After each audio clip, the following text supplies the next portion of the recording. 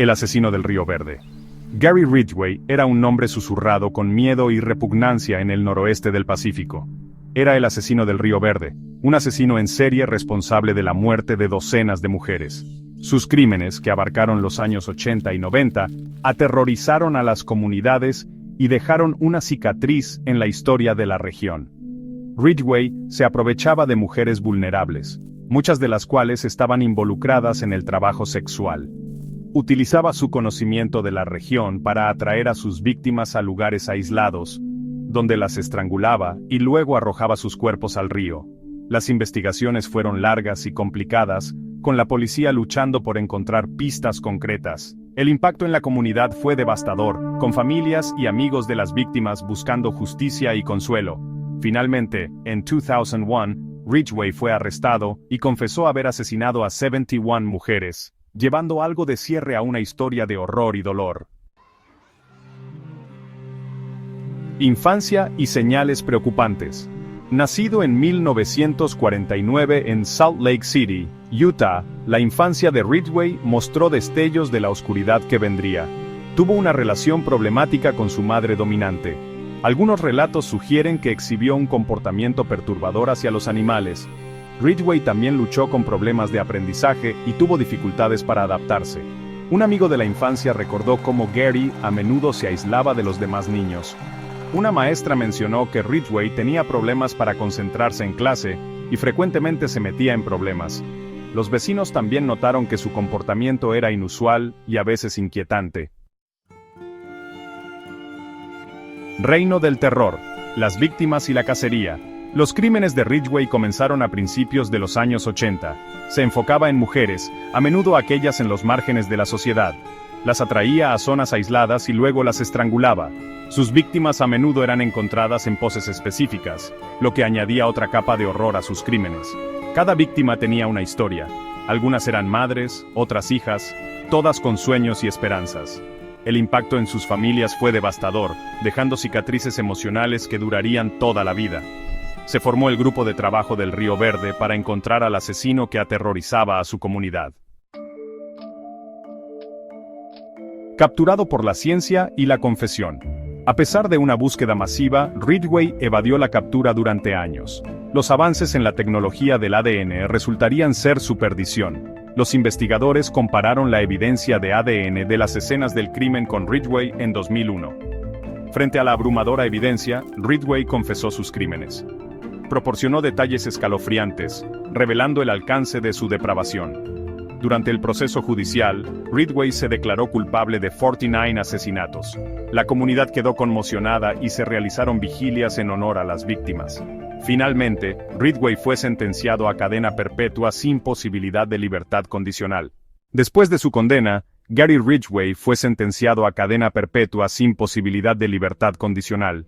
Su nuevo hogar se convirtió en la Penitenciaría Estatal de Washington, un lugar muy alejado de las calles suburbanas donde alguna vez merodeó. Dentro de los muros de la prisión, la existencia de Ridgway es un marcado contraste con su vida en el exterior. El notorio asesino de Green River se mantiene en aislamiento por su propia seguridad y protección. Los otros reclusos, conscientes de sus horrendos crímenes, albergan un profundo resentimiento contra él. Ridgway, una vez depredador, ahora vive con el constante temor a la retribución y venganza. El personal de la prisión, aunque profesional, mantiene una estricta y vigilante mirada sobre él. La notoriedad de Ridgway asegura que nunca esté lejos de su escrutinio constante. Se le permiten interacciones limitadas y pasa la mayor parte de su tiempo en una pequeña celda, reflexionando sobre las vidas que destruyó.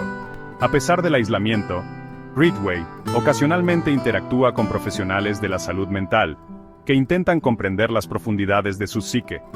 Estas sesiones son una pequeña ventana a su mente, revelando a un hombre que muestra poco remordimiento por sus acciones. Cada día en prisión es un recordatorio de su monstruoso pasado y sus crímenes. Las paredes de su celda son un testimonio silencioso del dolor y sufrimiento que infligió. Para Gary Ridgway, la vida tras las rejas es un final apropiado para un hombre que alguna vez aterrorizó a una comunidad. A medida que pasan los años, los recuerdos de sus víctimas siguen vivos, un recordatorio constante de las vidas truncadas por sus manos. Ridgway sigue siendo una figura de infamia, un escalofriante ejemplo de los rincones más oscuros de la naturaleza humana. La sombra de los atroces actos de Gary Ridgway se extiende mucho más allá de los muros de la prisión, afectando a muchos. Su reino de terror dejó una marca imborrable en la comunidad, alterando para siempre el tejido social del Pacífico Noroeste. Las familias de las víctimas continúan lidiando con su pérdida, sus vidas cambiaron irrevocablemente y para siempre. Se llevan a cabo monumentos conmemorativos y vigilias en honor a las mujeres a quienes les robaron el futuro, sirviendo como un conmovedor recordatorio de las vidas truncadas. El impacto de los crímenes de Ridgway también marcó el comienzo de cambios significativos en las políticas públicas y las prácticas policiales. El grupo de trabajo Green River, aunque inicialmente tuvo dificultades, eventualmente se convirtió en un modelo para la cooperación interinstitucional y el uso de la ciencia forense en las investigaciones criminales. La importancia de la evidencia de ADN, como se demostró en la captura de Ridgway, condujo a avances en la tecnología forense y a protocolos más rigurosos para el manejo y análisis de evidencia. A raíz de la captura del asesino de Green River, hubo un enfoque renovado en la seguridad y protección de las poblaciones vulnerables. Los grupos de defensa impulsaron mejores recursos para los casos de personas desaparecidas y sistemas de apoyo más sólidos para aquellos en riesgo. La comunidad, una vez dominada por el miedo, se unió en solidaridad, decidida a evitar que una tragedia así volviera a ocurrir. El legado de Gary Ridgway es un recordatorio aleccionador de las profundidades de la depravación humana. Sin embargo, también destaca la resiliencia de una comunidad y la búsqueda incesante de justicia. A medida que pasan los años, las lecciones aprendidas de este capítulo oscuro continúan moldeando los esfuerzos para proteger y servir, asegurando que las víctimas nunca sean olvidadas y que sus historias inspiren un futuro más seguro para todos.